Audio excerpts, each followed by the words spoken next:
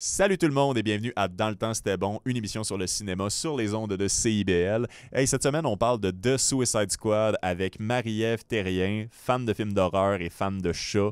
On a une super belle conversation à comparer celui de 2016 avec celui de 2021, de comprendre qu'est-ce qu'ils ont appris des multiples erreurs qu'il y avait dans le 2016. Et on vous le vend assez bien, sincèrement, parce que c'est un film qu'on a beaucoup apprécié et que je pense qu'il vaut la peine d'être vu. Une fois que ça s'est fait, on se met à parler du réalisateur et on tombe tête première dans la nostalgie en faisant le tour de les œuvres marquantes de sa filmographie, des films qui nous tiennent à cœur, des films qu'on aime, des films qui valent encore une fois la peine d'être vus. Bref, beaucoup de positifs, beaucoup de fun. On rit beaucoup dans cet épisode-là, très plaisant. Je vous en dis pas plus, puis on écoute ça direct que là. Ouais, donc, let's go.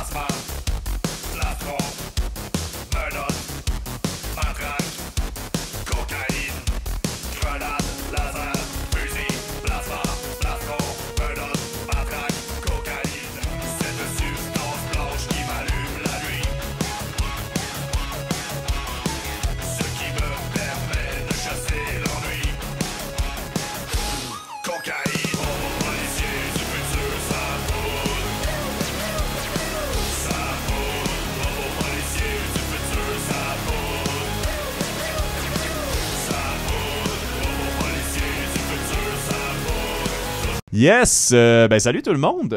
Bienvenue à J'ai tellement failli dire de rire jaune. Excusez, je suis en train de me séparer d'un podcast. Non, excuse. Je suis en train de me séparer d'un podcast en ce moment. Fait que je suis mêlé dans mes intros. Ouais, mais j'abandonne un podcast pour me concentrer juste sur vous, juste sur cette émission, juste sur Dans le temps c'était bon, émission sur le cinéma. Cette semaine, je vais commencer par contextualiser. On est à un bout un peu particulier de l'année. On n'est pas là de ce qu'on appelle le Fall Dump. Ça, c'est le moment où l'été est définitivement fini. Il commence à y avoir des films qu'on s'en calisse peut-être un petit peu plus qui sortent au cinéma. Et ironiquement, ça j'en reviens pas, il va y avoir au moins un film de super-héros qui va sortir chaque semaine pour le prochain mois. Pour vrai, là, ça me fait capoter. T'as Shang-Chi, je sais pas si je le dis comme il faut, in The Mystery of the 12 Circle, en tout cas le film de Marvel, qui est un film d'art martial. T'as Morbius avec Jared Leto, qu'on ne respecte pas dans ce podcast, je vais commencer par dire ça. T'as le deuxième Venom, qui est supposé être meilleur que le premier, Venom Here Comes Carnage, ou en tout cas celui avec Carnage, mais bref...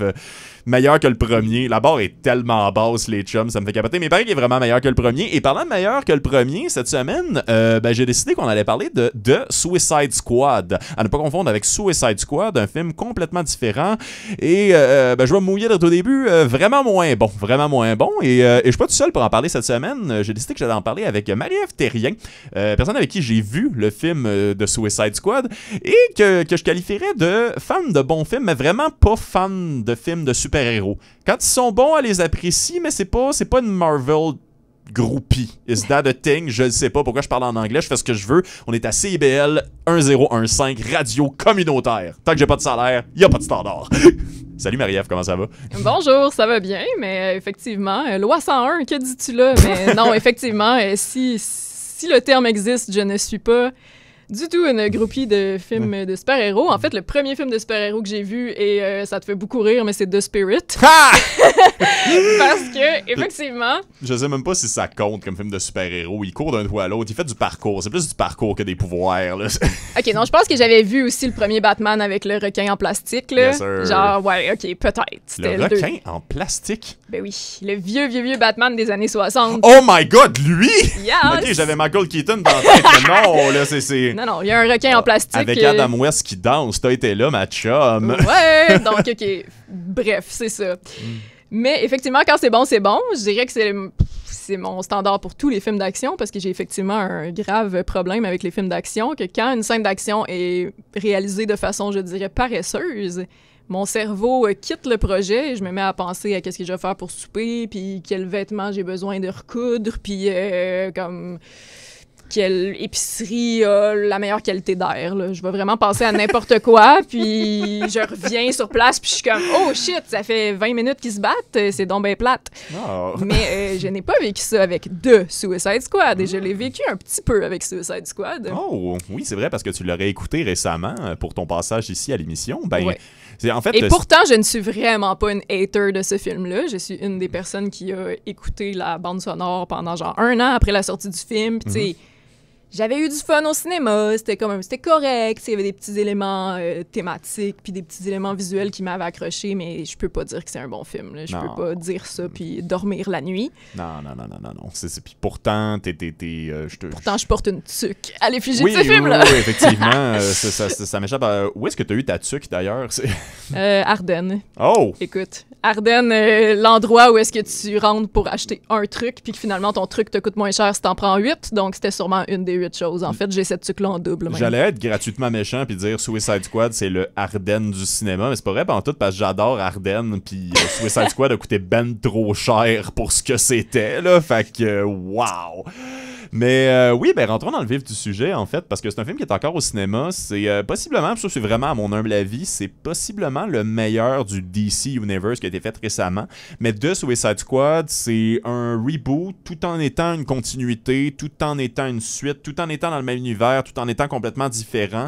En fait, ils ont fait du beau chaos avec ce petit film-là, en gardant les éléments qui ont marché le mieux, mais en réinventant puis en s'auto-critiquant eux-mêmes, j'ai l'impression avec ce film-là. Il y a beaucoup de choses qui marchent très fort dans The Suicide Squad qui sont littéralement l'inverse de Suicide Squad. Qu'est-ce que t'en penses? Oui, ben je suis d'accord. En fait, c'est ça, c'est un pick and choose de comme on prend les éléments qu'on aime, on va pas nécessairement... Ben, les éléments qu'on aime ont étant, I guess, James Gunn et le public, parce que on peut pas... ouais, ça, je m'en rappelais pas, mais je m'en rappelle parce que j'ai écouté Suicide Squad sans le 2. Là, moi, je veux pas qu'on prenne l'habitude de dire le premier, le deuxième, donc on va dire Suicide Squad 2016. Oui, bonne idée. Qui a été réalisé par David Ayer. Et j'avais complètement oublié, mais ça finit avec un genre de hook, comme quoi que la suite serait Harley et le Joker. Oh. Parce que Harley, qui fait des genres de progrès puis qui se sépare de son motadine de daddy, mais à la fin, elle est juste comme « OK, on oublie tout ça, on est ensemble, blablabla. » Donc, je pense que leur but, ça aurait peut-être été que la suite soit un film sur le couple, mais on sait tous qu'est-ce qui s'est passé. Le Joker a pris le bord en « s'il vous plaît », puis toutes les fans, c'est genre la pire version du Joker. C'est genre le seul qui est pas respecté. Là. Effectivement. T'sais, on se rappelle tous encore de Jack Nicholson, là, même si le film de Burton n'est pas sa coche, sa performance est super cool, le look est cool, mais Joker, c'est genre cringe, meme. Yep. Fait que... où c'est que je m'en allais avec ça, c'est ça. Pick and choose, donc Harley est là pour rester parce que les fans ont accroché. C'est pas pour rien que Birds of Prey est devenu un film en lui-même pis tout. Un film qui est pas tant apprécié en passant, je sais pas si tu savais. Ouais. Moi, ça donne que je l'aime beaucoup. Je pense que toi aussi. En tant que film. Beaucoup, peut-être pas, mais c'est un film que j'ai trouvé visuellement super stimulant. C'est pas bon, c'est niaiseux, mais je pense que c'est voulu que ça soit niaiseux. En fait, moi, c'est ça, j'ai ma petite théorie là, que l'évolution de Harley Quinn, de Margot Robbie, c'est comme un peu l'évolution de quelqu'un qui passe de l'enfance à l'âge adulte. Oui. Puis à ce moment-là, genre, ben, carrément, là, le film, le vrai titre entier, c'est Birds of Prey and the Fantabulous Emancipation of One Harley Quinn. Oh my God, c'est super long, là, mais en tout cas, c'est carrément une émancipation. Moi, je pense que c'est l'adolescence. Donc, à l'adolescence, on est rebelle, on est loud, on est out there. Mais on est con un peu. Oui, on est hangover et on est en amour avec notre sandwich. Et c'est ça, donc, tu sais, elle a pas nécessairement un compas moral, elle a pas nécessairement comme une réflexion puis une auto-analyse, mais elle est comme... Elle se rebelle. C'est vraiment ça. Je suggère un peu à tout le monde, en fait, de voir le film Birds of Prey, en fait, parce qu'il y a... c'est vrai que c'est pas l'idéal, mais premièrement, je pense qu'il y a quelque chose d'intéressant. En ça, puis revoir Aquaman, je suggère de regarder Birds of Prey quand vous voulez. Mais il y a aussi ce podcast est contre Jared Leto et contre Amber Heard, si je peux me permettre. C'est ça. Ne chiez pas dans le lit des gens avec qui vous sortez. Oh mon Dieu, est-ce que tout le monde sait ça sur les ondes de CIBL? Bon, ok, excusez, mise en contexte, Amber Heard a récemment perdu son procès contre Johnny Depp, procès procès qu'elle faisait contre lui, en fait, par rapport à le principe qu'il y avait eu de la violence conjugale, et ça a été prouvé en cours que Amber Heard a déjà chié dans le lit de Johnny Depp pour faire un statement. Fait que, dans les commentaires, débattez. Pourquoi je viens de partir une polémique? Ouais, non, je le sais. Puis il n'y a pas de commentaires. C'est de la radio, en plus. Là. J'ai eu... Si on a déjà des fans, mais des fans qui sont pour chier dans des lits, on ne veut pas de vous dans notre communauté. Ouais, oui, absolument. Là. Dehors de notre Patreon qu'on va faire dans peut-être 2 ans. Là. Mais c'est... Non, mais il y a quelque chose... Non, mais juste pour revenir à Birds of Prey, il y a quelque chose de fascinant, en fait, parce que probablement, c'est un des trucs qu'on critique sur l'évolution d'Harley Quinn, mais moi, je trouve que c'est quelque chose qui fait du sens sur le fait qu'elle agit toujours comme un enfant. C'est toujours comme à suivre le flow plutôt que d'avoir un plan, mais les choses finissent par aller pour elle. Ce que je trouve le fun. Mais aussi dans Birds of Prey, c'est peut-être parce qu'il n'y avait pas beaucoup d'argent, peut-être parce qu'il n'était pas certain à quel point Margot Robbie allait être capable de comme porter ce projet-là sur ses épaules. Il n'y a aucun personnage si important que ça dans le mythos de DC, contrairement à Suicide Squad 2016 et contrairement à The Suicide Squad 2021. Oui, on l'a regardé cette année, ce film-là. Ben là... C'est en ce moment. Voyons, excusez, là, c'est le temps. Là. C'est quel concept abstrait. Non, mais c'est vrai, en fait, parce que je pense qu'il prenait pour acquis que les gens allaient aimer Suicide Squad 2016 parce qu'il y avait le Joker, parce que Batman, Ben Affleck faisait une apparition, parce qu'il y avait des gros noms en termes de personnages de DC, puis il y a personne d'important là, dans Suicide Squad 2021. Il n'y a rien, là, Bloodsport, on s'en fout, là, genre, comme Deadshot était plus important, c'est pour ça qu'il était joué par Will Smith. Moi, je trouve que Cara Delevingne, elle est très belle, puis Enchantress, c'est un personnage intéressant, mais qui a été très mal exploité. Moi, c'était la première fois que j'en entendais parler, parce qu'effectivement, j'ai pas lu le matériel de base, puis je m'y connaissais pas. C'est mort dans l'œuf, si on veut, là. Ah, mais c'est pas la seule affaire qui a été mal exploitée dans ce film-là, mais dans Suicide Squad, c'est qu'il se basait sur le fait que peu importe que ce soit bon ou pas bon, parce qu'Enchantress est importante dans la BD, il était comme, les gens vont venir parce qu'ils l'ont aimé dans la BD, alors qu'au final, personne n'aimait ça, même le Joker, qui, je veux dire, autant les gens les plus hot sur la terre que les gens les plus toxiques trouvent une façon de triper sur le Joker. C'est un des vilains les plus appréciés de l'histoire de la bande dessinée en général, et pourtant, nobody gave a fuck about Jared Leto, qui allait bien niveau carrière dans ce temps-là aussi, ne l'oublions pas, genre, fait que c'est... Ce que je trouve le fun, c'est qu'au lieu d'essayer de faire des trucs comme ça pour comme tricher l'attention du public, ils ont juste fait un bon film avec Suicide Squad 2021. Il fallait y penser quand même, what a concept! Et tabarouette, Pourquoi ne pas se faire du fun en faisant quelque chose de le fun? Puis parlant, en fait, juste pour aller directement avec le titre, que je trouve très le fun, j'ai lu ça aujourd'hui, puis je trouvais ça quand même fascinant. Le seul moment où il y a un lien entre ce qui se passe dans Suicide Squad 2016 et le nom de l'équipe qui est Suicide, c'est parce que Will Smith le dit. Il est juste comme « We're some sort of Suicide Squad. Woo! Hey! Hey! Woo! » Will Smith, excusez, là, c'était... Non, je me souviens pas de cette quote-là exactement. Wouh, hey, hey, à part les wouhou, c'est ça, genre ça se dit, mais genre dans le 2021, là, c'est une Suicide Squad, là. Dans les 10 premières minutes, là, tu sais, genre comme attachez-vous pas à personne, là. Attachez-vous pas à Pete Davidson. Ouais, non, ok, j'allais dire, on veut pas vous vendre de punch, mais ça a l'air, c'est exactement ça qu'on veut faire, mais... Je pense qu'on s'en doute. Ils ont tout géré, ben là, tu sais, je veux dire, peut-être les spoilers, vous les avez vus, mais sinon, ils ont tout géré leur trailer, leur campagne de promotion pour qu'on pense qu'on va revoir du monde, mais je veux dire, même des personnages qui étaient super importants dans le premier, c'est fini après 5 minutes, puis ce sera ça, là, genre, puis c'est quelque chose de tellement extraordinaire qu'il y ait le guts de faire ça, de genre comme, non, on s'en fout d'eux, on s'en fout pour de vrai. Puis les gens sont méchants pour vrai aussi, il y a de la trahison, il y a personne qui est injustement en prison dans Suicide Squad 2021, là.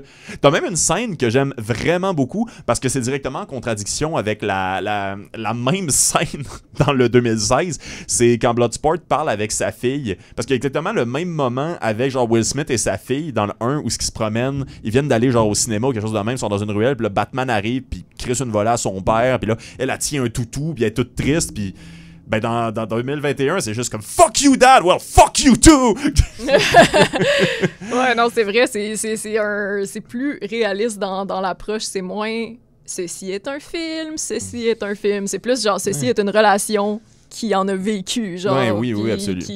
Non, c'est pas un ressort dramatique, tu sais. Mais on dirait des humains aussi, pareil, c'est ça qui est le fun. Là. Je sais pas si vous avez vécu des parties de Noël maintenant qu'il y a le concept de pour ou contre les vaccins, mais genre des chicanes dans des familles, it's a thing! C'est quelque chose, c'est... Famille is not all about marcher avec un toutou dans la ruelle jusqu'à ce que Batman nous pète la gueule, là, c'est...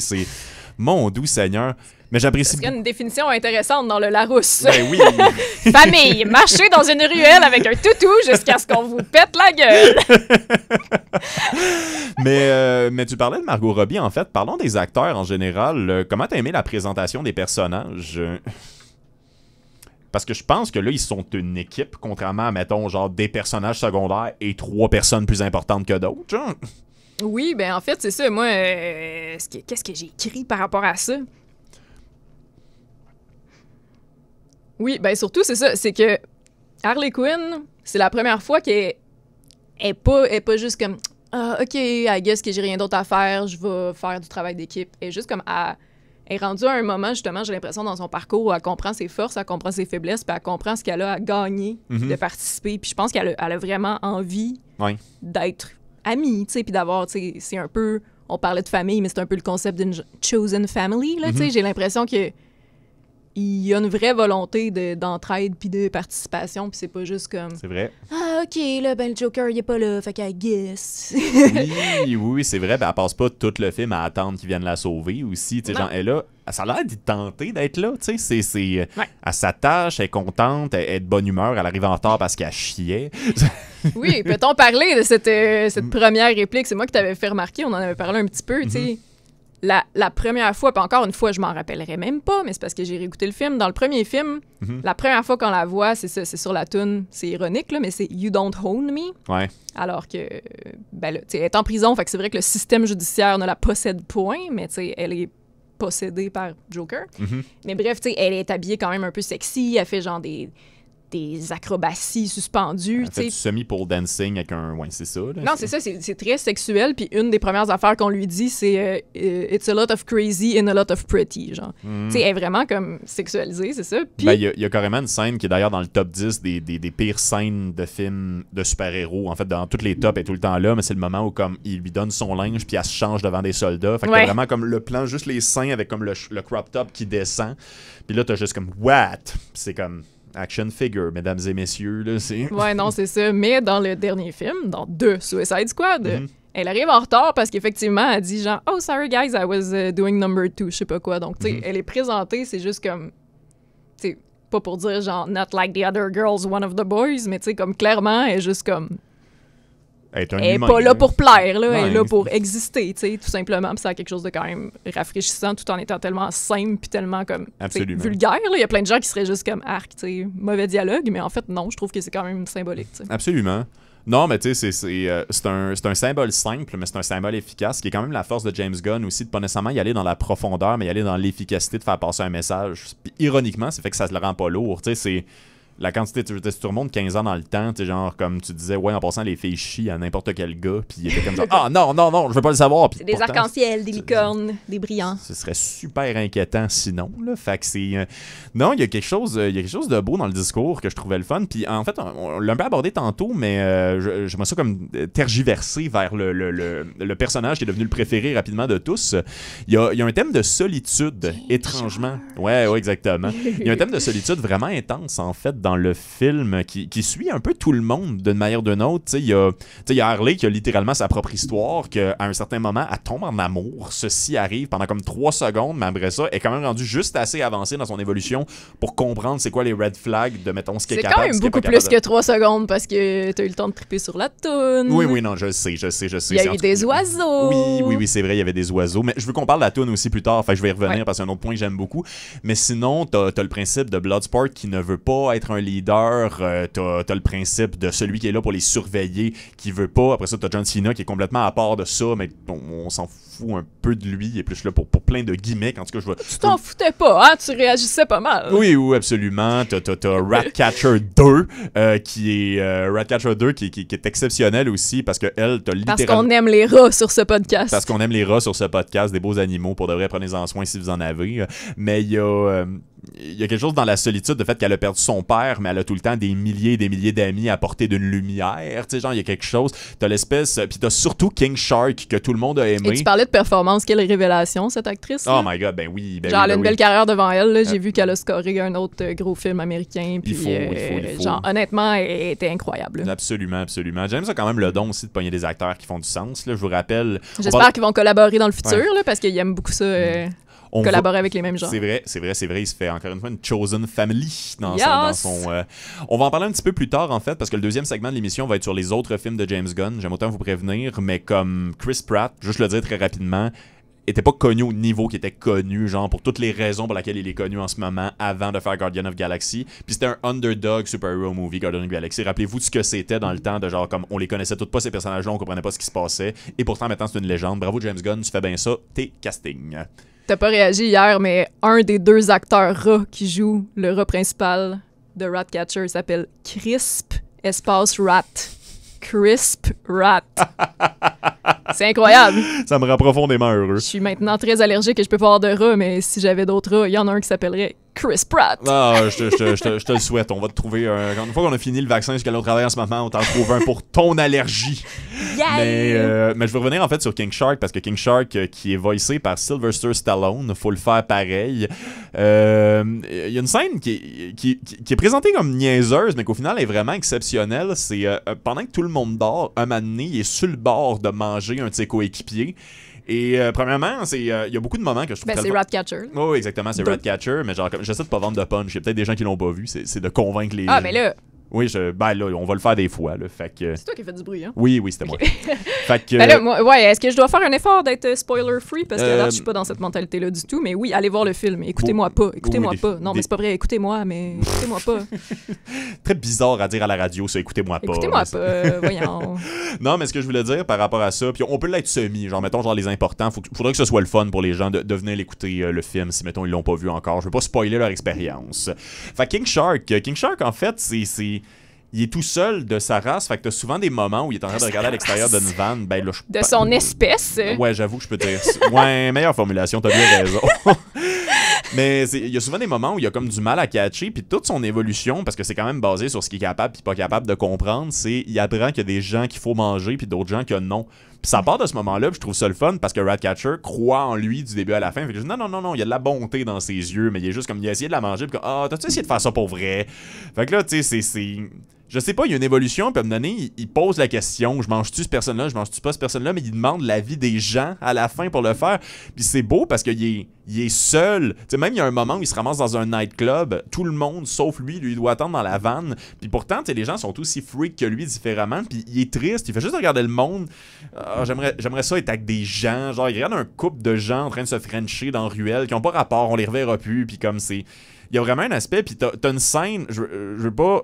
On dira pas comment elle, finalement, change, mais il y a un moment, il se ramasse devant un aquarium, devant plein de créatures qui se mettent à prendre sa forme puis à le suivre. Puis c'est juste tellement gratuit dans un film tellement violent. C'est vraiment juste comme... Les têtes explosent depuis 1h30 à ce moment-là, puis t'as juste lui qui est heureux puis qui rit. C'est un gros requin cute qui rit avec des petites méduses qui prennent sa forme, puis... Ce film-là fait ça. Ce film-là t'amène à genre, je vais brailler parce que c'est cute, puis après ça redevient genre violent puis vulgaire, et j'adore ça. Excusez, c'était un long monologue. Ouais, ben là, c'est... Ouais. Parce que moi, c'est ça. J'ai plein de choses à dire par rapport à cette scène-là, mais honnêtement, je ne peux pas le faire sans vendre quand même. Fais-le un peu. Ben non, ouais, je dirais que chez James Gunn... at large, dans son univers, il y a souvent le concept des parties au service d'un tout. Et ce qu'on va voir plus tard dans le film, sans exactement spoiler, c'est que ce moment-là où est-ce que tout plein de petites créatures prennent la forme d'une plus grosse, c'est pertinent, c'est important. Ben, Et oui. je fais attention là, à mes mots pour pas non plus spoiler. Suicide Squad, c'est un peu ça. Ça l'a toujours été, là, même dans 2016. C'est comme un petit groupe d'individus qui doivent défendre comme les États-Unis. C'est supposé être le monde, mais c'est surtout les États-Unis. Là, mais j'ai une quote du personnage de Viola Davis dans le premier, et je trouve que ça résume tellement bien. Ouais. C'est « Getting people to act against their own safety for the national security of the US is what I do for a living. » Quel personnage détestable pour vrai, Viola Davis. Genre, je suis tout le temps un peu fasciné qu'elle accepte encore parce que c'est une grande actrice, c'est exceptionnel, mais genre, ça faisait longtemps. Puis en fait, je pense qu'il faut qu'elle soit bonne de même pour qu'on soit capable de le handle, mais j'avais pas vu quelqu'un d'aussi inhumain depuis genre Monsieur Burns. Là. Ben, c'est inhumain, mais en même temps, c'est tellement crédible. Ça fait du sens. C'est de la politique, là. C'est de la politique, c'est des relations internationales, c'est de sauver la face. Puis c'est pour ça que... Encore, je peux pas trop en dire, mais que le troisième acte de Suicide Squad est vraiment important parce que c'est à ce moment-là qu'il passe vraiment de méchant à anti-héros. Oui. Mais héros parce qu'il y a vraiment le compas moral en barque, puis ils sont comme... OK, c'est bien beau les États-Unis, c'est bien beau l'Occident, mais genre... Non, on n'est pas down avec ça, là. On n'est pas down. On a d'autres priorités, puis écoute, advienne que pourra, genre. Absolument. Puis en fait, ironiquement, je parlais en fait aussi tantôt que tout le monde a un peu comme sa quête. C'est le moment où Bloodsport accepte de devenir un leader. C'est-à-dire, genre, parce que c'est quelqu'un qui a toujours été tout seul. Finalement, il prend comme tout le monde autour de lui. Puis ironiquement, ce que je trouve le fun, parce que ça se règle jamais avec sa fille du début à la fin, mais comme, il prend un peu Ratcatcher comme un personnage de comme enfant, genre, puis comme elle le prend comme une figure paternelle par la suite. Fait que c'est encore un moment où comme, ils se soudent et deviennent une team, une Chosen family. Oui, non, j'allais dire une suicide team.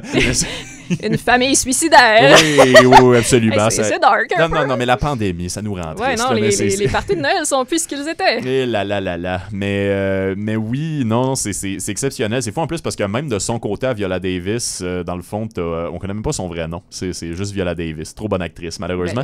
On aurait pu IMDb that shit. T'as même sa famille qui vit comme une mini quête spirituelle, à savoir qu'ils partent de gager de l'argent sur qui meurt en premier, à genre lui mettre une chaise en arrière de la tête parce que eux autres non plus, ça passe pas ce qui est en train de se passer. Enough is enough. Je sais pas si on peut aller là tout de suite, mais il faut absolument qu'on en parle avant d'aller vers la deuxième partie. Mais j'avais le goût qu'on parle de la musique. Mais moi, j'ai beaucoup de choses à dire, mais je pense que je vais te laisser parler un peu avant parce que je vais partir sur un hostie de chire. T'es pas obligé. Non, mais en fait, je pense que je te laisserais partir sur ton trip parce que je trouvais, on en a parlé vite jadis. Et je trouvais ça intéressant ce que tu avais à dire parce que moi, c'est ça, effectivement, j'aurais pas remarqué ça par moi-même, mais maintenant que t'en parles, je pense que c'est pour ça que j'ai trouvé ça efficace. Oui. Alors, en termes de musique, qui est, mine de rien, en fait, un aspect des deux films qui les a beaucoup définis, il y a quelque chose que vous devriez savoir. Oh mon Dieu, il y avait quelque chose que je voulais dire tantôt. Bon, j'aurais pas le temps. Juste très rapidement. Au départ, James Gunn, ce qu'il voulait faire, il voulait que le méchant principal de Suicide Squad, ce soit Superman. Mais les producteurs n'étaient pas encore décidés à savoir si ça se passait dans un univers parallèle ou comme autre chose. Mais plus j'y pense, plus je réalise que c'est peut-être qu'il a dit ça pour que ça... Ouais, Brightburn, pour les 8 personnes qui l'ont vu. James Gunn a vraiment quelque chose contre Superman. Ouais, je pense que oui, mais c'est... Il y a un jeu vidéo qui est en train de se faire en ce moment sur The Suicide Squad où que le méchant, c'est Superman. Fait que c'est quelque chose qui fait partie du mythos aussi. Mais il est plate, Superman, hein? En tant que personne qui connaît pas les super-héros, je veux connaître tous les super-héros avant Superman. Ouais, je comprends. C'est, il est juste en bobette puis dans des couleurs plates, genre. Mais c'est pour ça que c'est le fun de se dire que s'il devenait méchant, c'est parce que Superman ne peut pas devenir méchant. S'il devient méchant, il y a personne qui peut rien faire. Le Batman n'est pas plus fort que Superman. Mais d'ailleurs, Viola Davis, un quote, je te l'avais dit aussi, là, de genre, we were lucky that the first Superman shared our values, the next one might not. C'est ça. Ben, c'est parce qu'honnêtement, ils l'amènent de plus en plus. C'est juste que genre, ils savent pas qu'est-ce qu'ils vont faire avec cette franchise-là. Fait qu'ils ont décidé de dire non. Mais c'était peut-être aussi une excuse parce qu'ils voulaient faire passer, mettons, ok, j'ai une deuxième idée. Une grosse tabarnak d'étoiles de mer. Fait que... How dare you! Mais c'est... non, c'est un procédé, en fait, qui marche assez bien. Proposer quelque chose, tu sais qu'ils vont dire non, fait que la deuxième idée sonne comme quelque chose de plus acceptable. Moi ce serait très James Gunn, en fait, d'avoir fait ça. Là, mais là, je considère que c'est un punch, moi. Pour vrai? Ah, OK. Non, j'avoue qu'on n'a pas vraiment le choix d'en parler. Là. Non, définitivement. Si on s'en va à la fin, parce que de toute façon, même en parlant des autres films, en fait, ce sera ça. Mais... Dans le fond, écoutez ce podcast-là sous l'effet d'une substance qui va vous faire oublier. Ensuite, allez voir le film. Ensuite, vous allez avoir oublié que vous nous avez écouté. Vous allez être comme, hey, je viens de voir ce film-là, je vais écouter ce podcast-là. Puis là, réécouter le podcast. C'est cute que tu dises podcast parce que c'est de la radio, en fait. Fait que là, tu viens de dire à des gens, probablement dans leur auto, en 3 heures et 4 heures le mercredi, conduisez de juste faire un peu d'MDMA. Là. Non, absolument pas. Bien sûr que non. Non, on va le vivre. Donc, ou non. on va l'enlever, un des deux. Oui, je veux vraiment pas être responsable de même du plus petit carambolage. Sache que je suis amusé. Donc, mais je vais parler de la musique, en fait. J'ai vraiment envie de parler de la musique parce que la musique est vraiment quelque chose qui a beaucoup défini Suicide Squad 2016 comme Suicide Squad 2021. Mais pour les bonnes et pour les mauvaises raisons. Pour ceux qui ne savent pas, en fait, c'est un fait assez connu, mais je vais quand même le rappeler pour ceux qui ne le savent pas. Le film Suicide Squad 2016 était monté d'une certaine façon, qui était monté, en fait, avec David Ayer, qui était le réalisateur, pour faire quelque chose de très dark. Pour ceux qui se souviennent de c'était quoi les films de super-héros faits par DC à cette époque-là. C'était très... ouais, pour ceux qui ont l'image, le v'là. L'affaire, c'est qu'au moment de sortir la bande-annonce, et les bandes-annonces ne sont jamais montées par les mêmes personnes qui ont monté le film. Ils ont sorti quelque chose avec la tune Bohemian Rhapsody, puis ça groovait, genre comme ça suivait vraiment le beat, c'était bien fonctionnel, c'est juste que c'est très facile de faire suivre un beat, puis je suis monteur, donc j'ai le droit de dire ça, c'est très facile de faire suivre un beat d'image quand il n'est pas obligé d'y avoir un fil conducteur narratif qui fait du sens. Tu sais, tu peux suivre une tune beat par beat, tant que tu montes n'importe quoi, ça va être beau. Ça fera pas de sens, mais ça va être beau. Sauf que les producteurs de Warner ont décidé à ce moment-là de faire comme « Ouais, c'est le fun ce trailer-là. On va envoyer les rushs aux monteurs qui ont fait l'annonce, puis ils vont refaire tout le film. » Et ça donnait le film que vous avez vu, pour ceux qui l'ont vu, c'est-à-dire quelque chose qui est monté comme un jeu vidéo qui ne fait pas de sens, où chaque scène est un peu une excuse pour montrer une toune qui ferait semi du sens, mais... ça marche pas tout le temps. Je veux dire, je rappellerais... Peux-tu, s'il te plaît, garder ton idée, puis je vais faire une parenthèse, mais rappelle-toi d'où tu en es. Mais pour quelqu'un qui a écouté le DVD dernièrement, je tiens à dire qu'une des publicités, je pense même que c'est la première quand tu mets le DVD dans le lecteur, c'est une publicité pour la trame sonore du film. Allez! Allez! Qui mentionne, qui name drop, là, genre Skrillex et patati patata, Skrillex, c'est le seul que je me rappelle, mais... Absolument, c'est... Genre, donc c'est ça, c'est carrément un objet qu'ils ont essayé de vendre avec le film, c'est la trame sonore. Donc, effectivement, c'est un produit. Ça sert pas le film, c'est un autre item, genre. Et c'est de la très bonne musique. Je suis un mélomane dans la vie, j'adore Queen, Bohemian Rhapsody, c'est une très bonne tune. J'aime même Skrillex, désolé. Ouais, mais là, il faut dire quand même que c'est la version Panic at the Disco. Là. Oui, absolument, mais reste que... Mais elle est bonne, là. On aime... Non, la musique est on n'est pas au Brandon Urie sur ce podcast. Non, c'est ça, mais genre, comment dire, la musique n'est pas un problème avec le podcast. Avec le podcast, non. La musique n'est pas un problème avec le podcast. La musique n'est pas un problème avec le film. C'est l'utilisation de la musique qui est mal faite parce qu'ils ont construit le film en fonction de la musique. Ils n'ont pas fait de bons films. Ils ont fait un film qui arrive quasiment de manière secondaire à la soundtrack, ce qui est très bizarre à aller voir au cinéma, disons-le. Donc, c'est ça. Et c'est l'heure du souper sur Musique Plus. Si tu avais choisi le top 5... Ouais. Mais après le souper, tu t'en rappelleras pas. Non, c'est ça, c'est pas important. Là, c'est genre comme si Musique Plus était encore a thing, il aurait littéralement pu faire ça, là, genre comme donner congé à Nabi pendant 1h30, puis juste comme faire jouer Suicide Squad, puis ce serait pas weird. Là. Le film, t'as pas besoin de le regarder pour avoir ce qu'il y a de meilleur à offrir. C'est 1, 2, 3 punk, et c'était quoi l'émission hip-hop? C'est les deux en même temps. Oui, exactement. Mais bref, ce concept-là a un nom. Et ce nom-là, c'est le needle drop. C'est le principe de dropper une musique. Et c'est vraiment un couteau à double tranchant, les needle drops. Je vous l'explique un peu. C'est le principe de créer une émotion vive à cause de la musique qui est en train de jouer à ce moment-là. Et ça, autant que ça peut soutenir une scène, que ça peut te faire perdre le fil conducteur complètement parce que tu penses uniquement à la musique. Puis moi, c'est beaucoup ça qui est arrivé pendant Suicide Squad 2016. Mais les needle drops de Suicide Squad 2021 sont extraordinaires pour plusieurs raisons. La première, c'est qu'on est toujours en vue subjective. Le film passe constamment son temps, j'expliquerai pas autant visuellement que d'un point de vue sonore, en fait, il arrête pas de se promener d'une perspective à l'autre. Tu sais, t'as littéralement un personnage qui hallucine sa mère tout bas, tout côté, tout le temps, et des fois, on le voit comme ça, et chaque fois qu'on entend une chanson, elle est intradiégétique. Ça, c'est super important. C'est tout le temps de la musique qui est en train de jouer d'une manière ou d'une autre dans le film. Comme par exemple, tu as la scène de date avec la tune que Whistle for the Chord de The Fratellis, premier album. J'adore cet album-là. Mais bref, ça arrive pendant le segment d'amour avec Margot Robbie. Voyons, c'est Harley Quinn. Je peux pas croire que j'ai oublié. Et tout ça arrive, mais à un moment donné, la scène continue. Et c'est rendu un petit Ghetto Blaster poche qui joue la même tune sur le même ton. Donc la tune jouait pendant les dates. Ceci est arrivé. T'as aussi la même chose en fait plus tard. Puis ça, c'est une scène que les gens n'ont pas compris parce que c'était pas clair. Mais quand on tombe dans la perspective de Margot, ça débute avec une scène qu'elle est Margot, voyons, de Harley. Effectivement, de Harley. Elle est en train de chanter une tune en se faisant torturer. Et un moment donné, elle se libère. Et là, la toune part, mais c'est dans sa tête. Et elle hallucine des fleurs puis du sang. Elle voit les choses comme un enfant en train de commettre des meurtres. Genre, c'est incroyable, mais la musique suit parfaitement tout ce qui est en train de se passer. C'est selon sa perspective, c'est selon les choses. Et la musique sert toujours ce qui est en train d'arriver. Quand il y a un needle drop, oui, on reconnaît la toune, mais la toune fait partie de la scène. Elle sert la scène. Elle est un acteur autant que les gens qui composent la scène. Et ça, c'est cool. Et ça, c'est humble. Parce que c'est aussi reconnaître à quel point c'était un fail, puis ça avait mal été fait 5 ans avant. Et ça, j'adore ça. C'est effectivement très cool. Puis moi, ce que ça me fait penser à autre chose, parce que, encore une fois, j'ai pas grand-chose à... Je peux pas tant rebondir là-dessus, je suis juste d'accord. Puis encore une fois, moi, c'est quelque chose que j'aurais pas remarqué parce que je suis très... tu sais, je veux dire, j'écoute encore la même musique que j'écoutais en secondaire 4. Là. Je suis vraiment pas fan de musique dans la vie. Mais le fait que ça soit, à ce point-là, une partie de l'univers, tu sais, c'est aussi peut-être un hommage à la BD au sens où est-ce que si la toune, elle joue pas dans la scène, entre guillemets, d'un comic book que tu es en train de lire, tu le sauras pas. Il faut qu'elle soit mentionnée dedans. Puis moi, ça me fait penser à quelque chose d'autre que je sais qu'on a remarqué quand on a regardé le film, c'est que... Puis là, je sais pas c'est quoi le titre, le nom officiel, mais tu sais, le on-screen text, les intertitres, est-ce que c'est ça en français?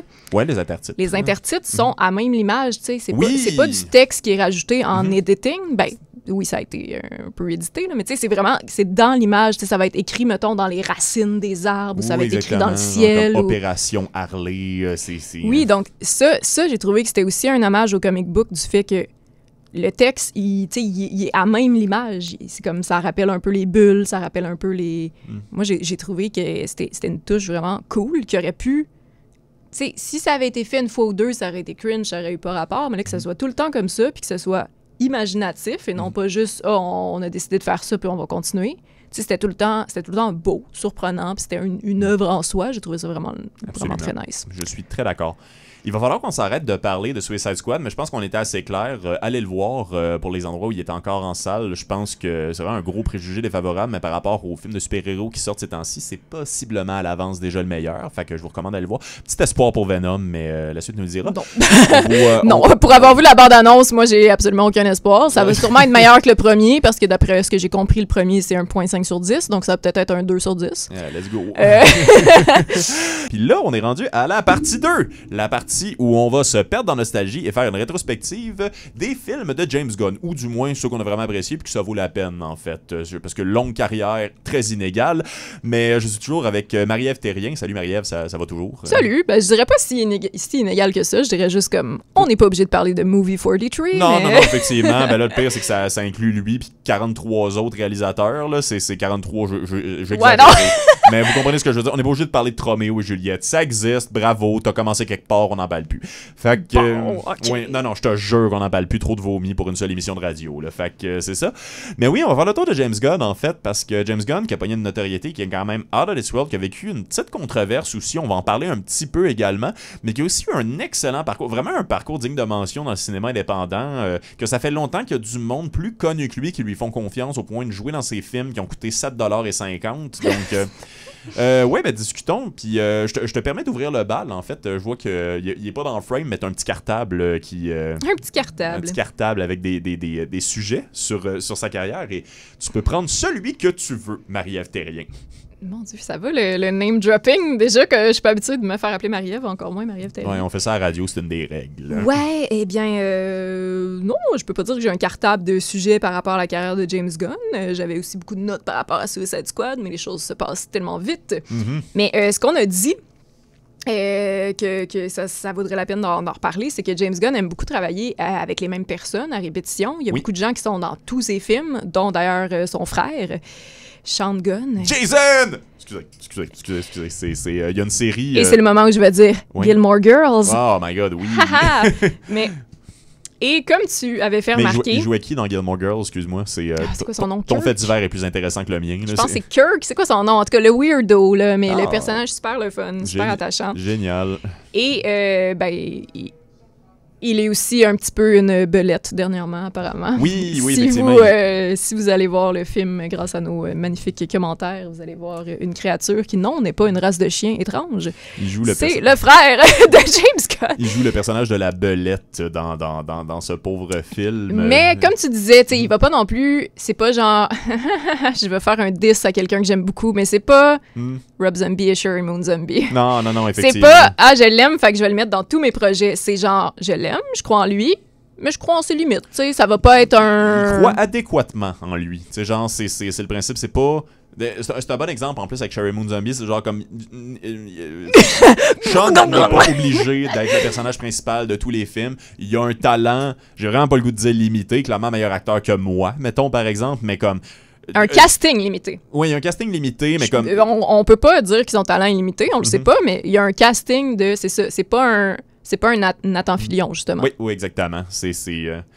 Mais j'en profite en fait pour dire ça parce que c'est quelque chose que je trouve intéressant qui va revenir pendant comme toute la rétrospective de sa carrière. Mais pendant que James Gunn a vécu son scandale, parce que James en fait s'est fait semi-canceller à un certain moment parce qu'il avait fait des tweets un peu homophobes ou racistes, je me souviens plus exactement c'était quoi, dans le bout de comme 2010 si je me souviens bien. C'est à quoi je réponds un peu à tout le monde. Checkez vos vieux posts, ça vieillit très mal la comédie, spécialement sur Internet. Mais il y a son frère Sean qui avait été au bat pour le défendre puis qui avait dit s'il y a une affaire qu'on a réalisée avec Guardian of Galaxy, c'est que James a longtemps eu comme seul outil le principe de choquer pour être capable de s'exprimer. Et récemment, il a appris à avoir une expression artistique sans nécessairement avoir besoin de choquer les gens, de comme créer ce sentiment de dégoût-là ou de pousser le bouchon trop loin. Et c'est quelque chose pour lequel, peu importe ce qui se passe pour lui, je suis fier. Et ironiquement, comme il y a énormément de backup de la part du public, comme pour vrai, le public a défendu James Gunn, a beaucoup attaqué, ils ont boycotté certains trucs de Disney pour être capable de le ramener. Ça le fait que DC a emboîté le pas puis l'a engagé pour faire The Suicide Squad. Et ce que je trouve intéressant, parce qu'on a réécouté les Guardians of the Galaxy, on n'en parlera pas très longtemps, mais... il y a une âme vraiment plus assumée, il y a une signature de réalisateur vraiment plus sincère dans The Suicide Squad que dans les deux Guardians of the Galaxy, que je considère en passant comme des bons films de super-héros. Puis je suis pas nécessairement un fan des Marvel, mais dans les Guardians of the Galaxy, j'ai quand même dû admettre qu'il y a cette espèce de comment dire, il faut que le film fasse partie des Avengers à un moment donné, donc faut pas que ce soit trop différent des autres films.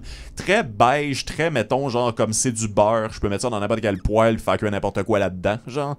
Mais la violence marche bien dans le langage de James Gunn. La vulgarité, le gore, les tentacules marchent bien avec James Gunn et c'est présent dans toute sa filmographie. Moi, je fais rien cuire dans du beurre. Ouais, non, je tiens à le dire. Mais j'avais pas fini mon idée précédente. Oui, désolé. Non, mais c'est pas contre toi. Sur le fait qu'il réutilisait des personnes dans ses films et qu'il aimait beaucoup ça. On a juste parlé de son frère. C'est vrai. Mais ça m'a pris juste un petit comme 10 minutes sur IMDb pour voir que c'était vraiment pas du tout le seul exemple. Puis, tu sais, j'ai même pas besoin d'aller sur IMDb, là. Je veux dire, on le voit, là, visuellement. Tu sais, j'ai dit Nathan Fillion tantôt, il joue dans beaucoup de ses films. Ah ouais, lesquels? Ben, excusez. Ben, il était dans The Suicide Squad. Oui, aussi. Puis il est dans Slither. Ah ouais? Ben oui, c'est le policier. Ah oui, t'as raison, mon Dieu, excuse. Puis le maire dans Slither, c'est un shérif ou policier dans Super. Mm-hmm. En tout cas, tu sais, il y a vraiment beaucoup de gens qui reviennent. Puis aussi, j'ai l'impression que non seulement lui, il fait confiance aux personnes avec qui il sait que c'est le fun de travailler. Tu sais, ça veut pas dire qu'il va laisser de côté le talent puis qu'il va engager n'importe qui juste parce qu'ils aiment bien. C'est à talent égal, on va prioriser la référence puis quelqu'un que je connais. Puis je pense que il agit comme ça avec ses acteurs aussi, parce que j'ai remarqué que la mère, justement, tu l'as mentionné tantôt, là, mais c'est Polka Dot Man, le personnage qui est comme un peu obsédé par sa mère, whatever, qui l'a bien traumatisé. Ouais, non, c'est freudien. J'avais oublié ça, j'y ai repensé aujourd'hui, mais la scène dans le nightclub où il danse... Ah, puis tout le monde est sa mère! Oh my God! Horrible, c'est tellement drôle! L'humour dans The Suicide Squad est vraiment, honnêtement, sur la coche. Là. Genre, il y en a pour tous les goûts, là, c'est super drôle. Mais bon, c'est ça. Celle qui joue sa mère, elle a une belle carrière de petits rôles dans des gros trucs, mais tu sais, dans ces 4 You Know Her For sur IMDb ou whatever, les principaux, il y a I, Tonya avec Margot Robbie. Puis moi, j'ai comme envie de croire que c'est pas juste un hasard. Là. J'ai vraiment l'impression que c'est comme parler avec ses acteurs. Ouais, il en a parlé. Il a dit, tu sais, connaissez-vous quelqu'un qui a un casting de genre, tu sais, je sais pas, là, mère surprotectrice, whatever, tu sais, qui est nice à travailler, puis peut-être que Margot Robbie était comme, ah ouais, ben, tu sais, elle était chill, là, on peut l'appeler, genre. Ah. J'ai vraiment l'impression que c'est ça qui s'est passé parce que, aussi, dans Super, J'adore ce film-là. c'est Rainn Wilson et Elliot Page. Et ils avaient joué ensemble ils ont joué ensemble dans Juno aussi. Mhm.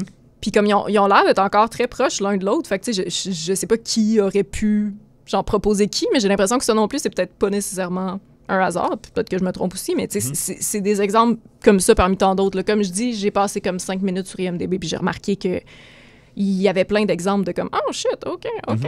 Puis encore une fois, c'est ça, c'est que quand il y a du fun sur un plateau de tournage, quand il y a du fun dans une équipe, c'est quelque chose qui se ressent. Puis dans tout, encore une fois, j'ai pas passé beaucoup de temps sur IMDb, mais toutes les premières critiques qui pop, c'est vraiment genre bon, ça, c'est un Suicide Squad, c'est ce que ça aurait dû être depuis le début. Ils ont eu du fun, puis ça nous a donné du fun. C'est contagieux. C'est vrai. Mais c'est un film cool, en fait, parce que c'est du plaisir authentique qui est contagieux, effectivement. Pas du monde qui essaie de te convaincre. Ça, c'est cool pour telle, puis telle raison. Il y a du Bohemian Rhapsody qui joue en ce moment. C'est cool parce que ça essaye pas de l'être. C'est juste naturellement cool. Tu sais, comme... Mais ça a toujours été ça, ces films aussi, en fait. Puis c'est peut-être un mini préjugé, mais j'ai l'impression que ça prend ça pour faire des films d'horreur, qu'il y en a quand même fait quelques-uns, ne l'oublions pas. Tu sais, genre, j'avoue que j'ai surtout Slater en tête. Quelques-uns, ouais. Ben, Slater vaut pour 3 films parce que je l'adore, là, mais c'est pas quelques-uns. Non, mais tu sais, c'est tellement un projet abstrait. Tu sais, genre, comme c'est pas de l'horreur, mais tu sais, Super, pour ceux qui l'ont pas vu, parce que techniquement, c'est le premier film de super-héros. C'est l'histoire d'un gars qui décide de devenir un super-héros dans la vraie vie. Ça rappelle vraiment beaucoup Kick-Ass, en fait. C'est beaucoup plus réaliste dans son approche, dans le sens que, soyons honnêtes, pour que quelqu'un décide du jour au lendemain de combattre le crime avec les moyens qu'il a, c'est-à-dire un costume et une grosse clé anglaise rouge, ça prend quelqu'un qui va pas bien, là. Puis c'est très dark. Il y a un traitement de musique, il y a des needle drops excellents aussi dans Super, en passant, où ce que des fois... Et des tentacules. Oui, aussi, c'est vrai, ça finit par arriver les tentacules de Dieu, pour l'amour de... Pour l'amour de Dieu. Il y a du hentai aussi. Oui, absolument. Il y a de tout. Il y a de tout. Il y a Dieu, il y a du hentai. Il y a Kevin Bacon. Il y a Kevin Bacon. Il y a l'actrice qui jouait Arwen dans Le Seigneur des Anneaux. Non, pour vrai, tout est là.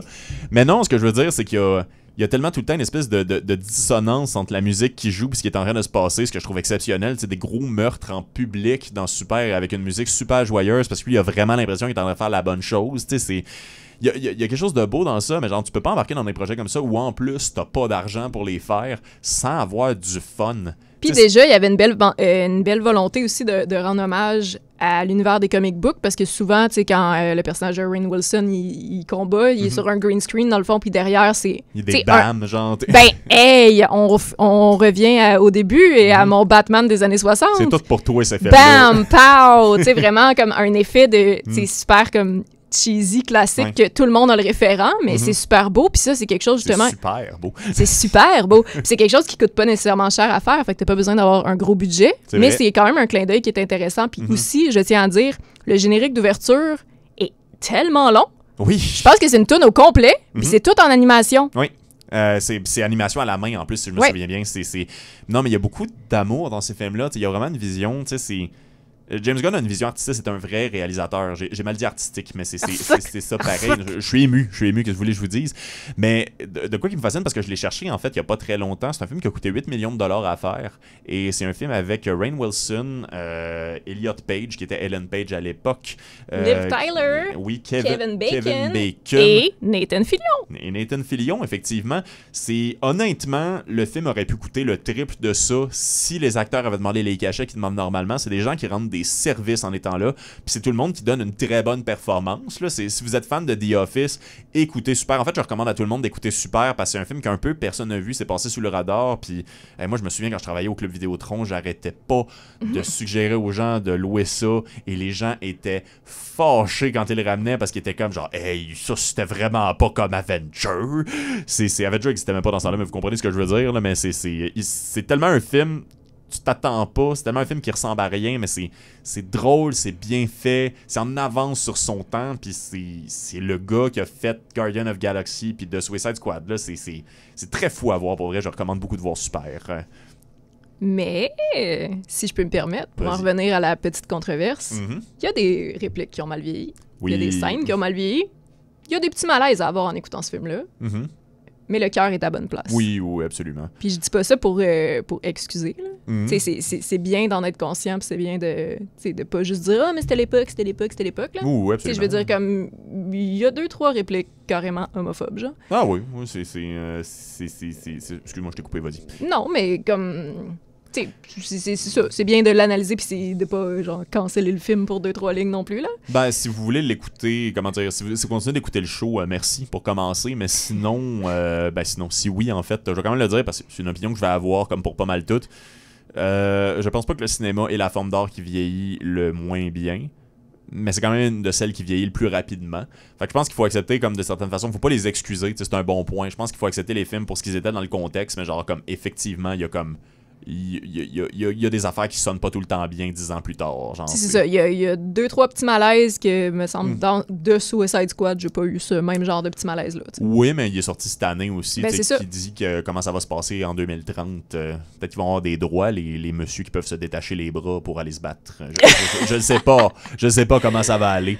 Mais c'est drôle en plus parce que la directrice de CIBL m'a jasé parce que j'y expliquais c'était quoi le concept de l'émission. Ben voyons, parlant de se détacher les bras. Oui, exactement. Non, mais c'est ça. Non, parlant de film qui a mal vieilli, puis elle a fait genre, ouais, non, j'ai réécouté Ace Ventura récemment, puis après ça, c'était juste un i. Ouais, ouais. Oh, boy. Oulala. Ouais. Fait que c'est ça. Mais revenons à James Gunn, en fait, parce qu'il y a quelques trucs qui ont bien vieilli, je pense, d'une certaine façon. Moi, j'aurais été vers Slither, en fait, à ce moment-là. Genre, on peut parler de Brightburn aussi, si tu veux, mais en fait, j'ai pas l'impression Brightburn, pour être clair, ça n'a pas été réalisé par James Gunn, ça a été écrit par James Gunn. Ça a été écrit, ça a été produit aussi, en fait. Produit et écrit, ça a été réalisé par le réalisateur du film Netflix qui vient de sortir, qui s'appelle Night Books, qui est un film familial et qui est absolument excellent. Donc, parenthèse, je vous recommande d'écouter ça. Moi, j'ai pas trippé sur Brightburn, j'aime autant le dire. Je trouve que ça avait des idées intéressantes, mais il y avait des trucs très dérangeants. Mais... Non, j'ai pas trippé ma vie non plus, mais ça reste un film quand même solide. De toute façon, moi, je suis quand même relativement contre les films d'horreur qui sont 13 ans et plus, qui ont aucun gore. Là. Ah oui, c'est vrai. Il était quand même très safe, tu sais. Ben oui, puis non, là, tu te souviens pas du bout de la mâchoire? Ouais, la mâchoire, c'est vrai, c'était crasse. Ouais, J'ai été surpris du rating. Ils l'ont comme tout passé d'une shot, leur 13 ans. C'est vrai, hein? C'était comme, c'est presque un 8 ans et plus, puis là, il y a cette scène-là qui est comme, mais boy! Ok, ça égalise. Let's go. Mais ça part d'une idée intéressante. Si je peux suggérer aux gens, par contre, dans le même thème, c'est-à-dire de gens qui vont pas bien ou des gens comme profondément evil qui ont des super pouvoirs, je vous conseille un peu plus d'écouter The Boys qui a rien à voir avec James Gunn en fait que Brightburn, mais si vous avez le temps d'écouter les deux, ça vaut la peine quand même parce que c'est une idée intéressante. C'est même littéralement, moi j'aime ça parce que genre on prend souvent pour acquis que les parodies doivent être drôles et elles le sont souvent là, en passant c'est souvent ça le point, mais Brightburn est une parodie de ce qu'il avait fait avec Superman en 2013 si je me souviens bien.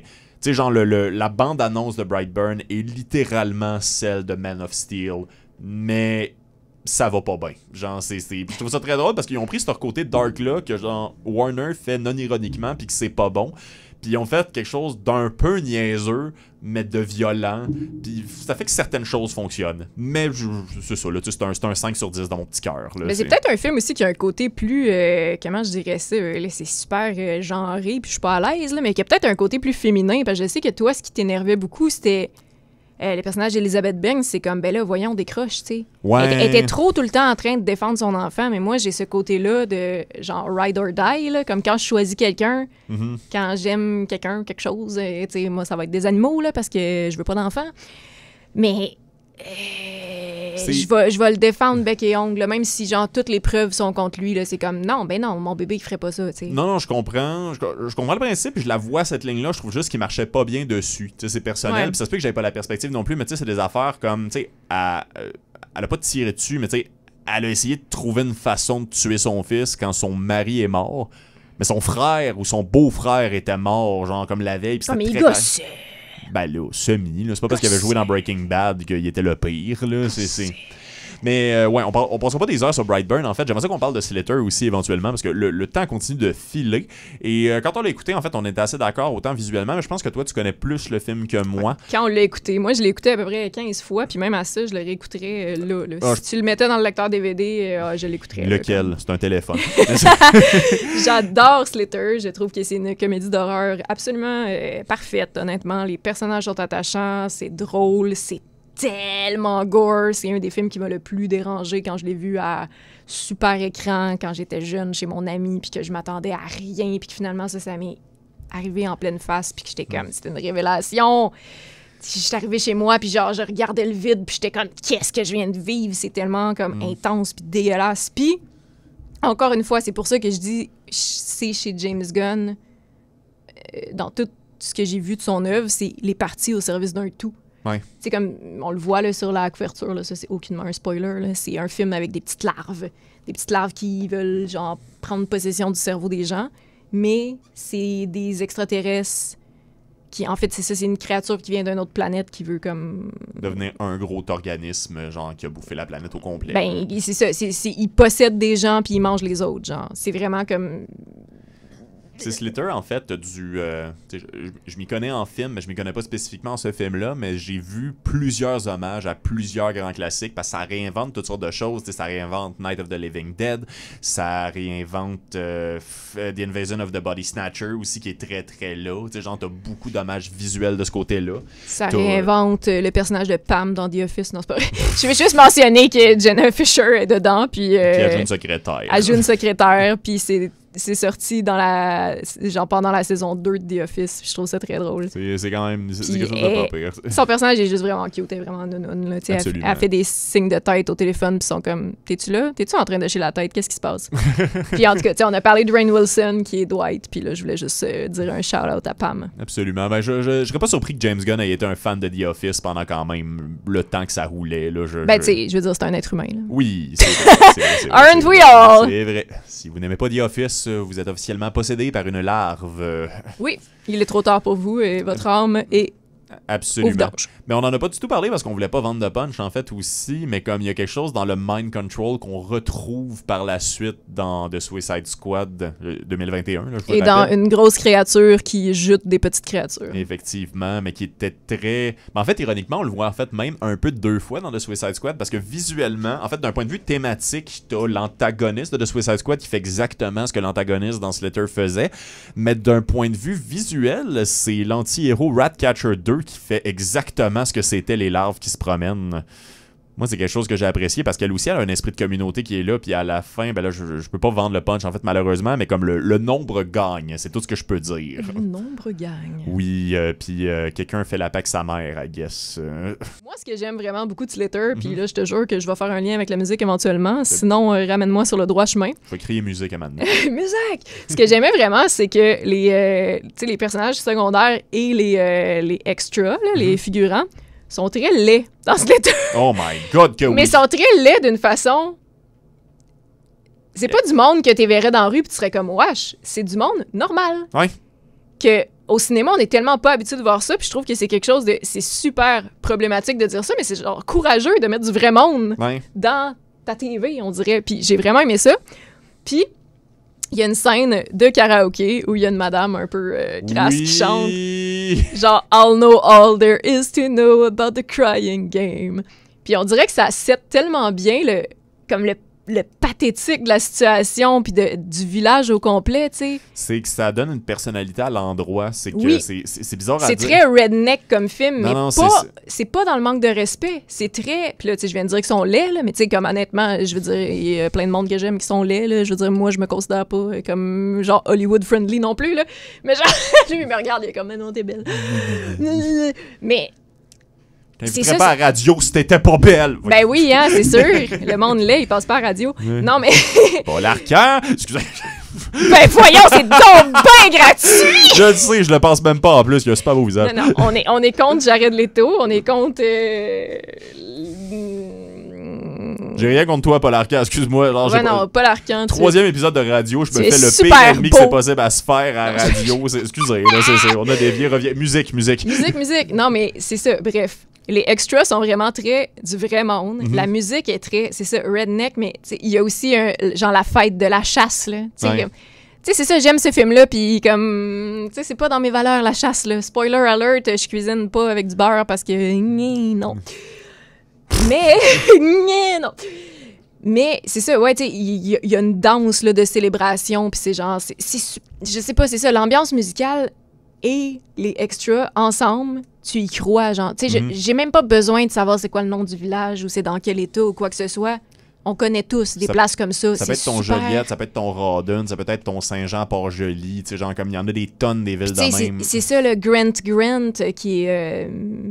C'est quoi, Rourke, là? En tout cas, un autre acteur qui travaille dans carrément toutes les films de James Gunn. Il est là dans The Suicide Squad, c'est le gars le plus présent dans l'annonce. Il a des cheveux longs blancs. Moi aussi, j'ai oublié son nom. Il est à peine là dans Super, mais il est là. Mais c'est quelque chose, Rourke, là. Oui, absolument. J'ai mis qui est Rourke, mais c'est pas ça, là!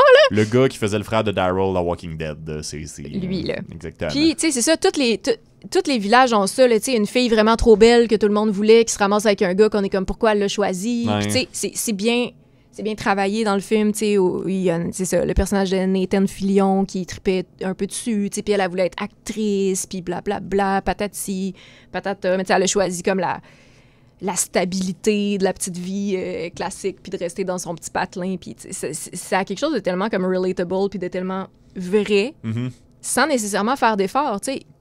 Et c'est comme, il n'y a pas besoin de faire d'efforts pour être cool, parce que son film est juste cool, pour The Suicide Squad, mais il n'y a pas besoin de faire un effort pour être vrai. C'est juste vrai. Puis c'est vrai qu'on dirait... C'est vrai qu'on dirait que le cinéma de nos jours...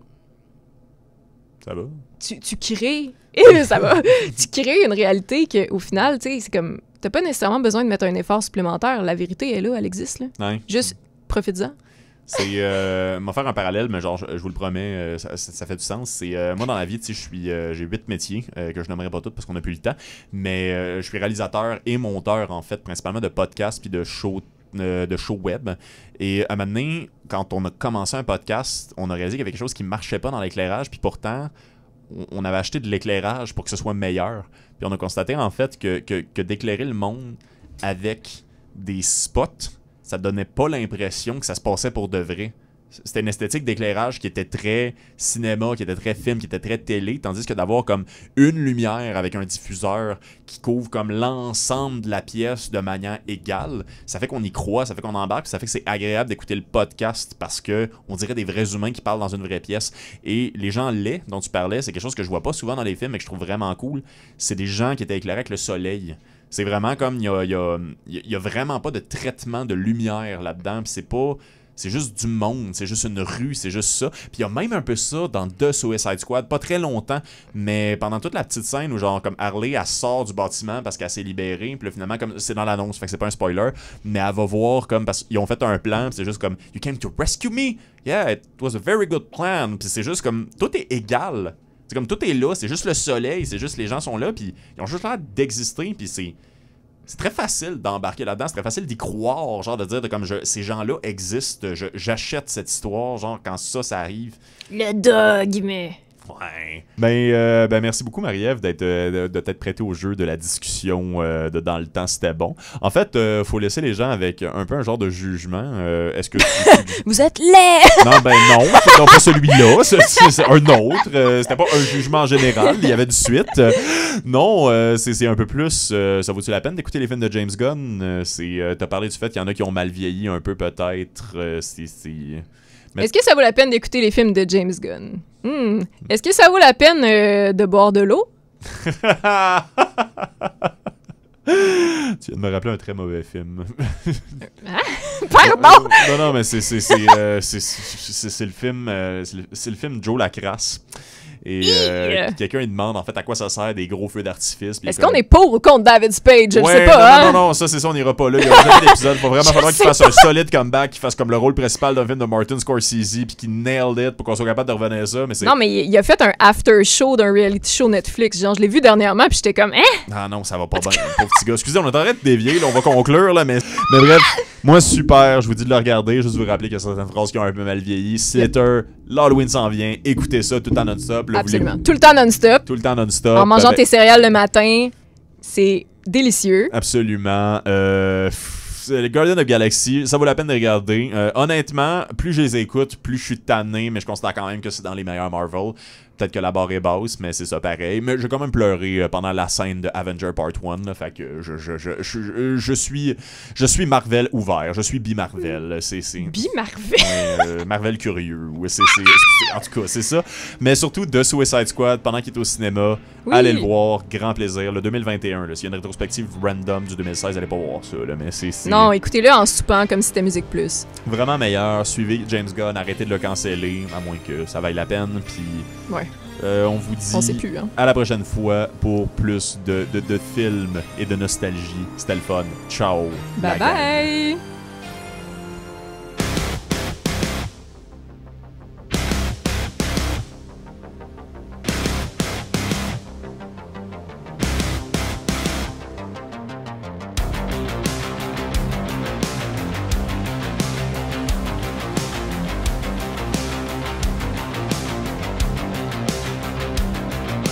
Los Sweetest.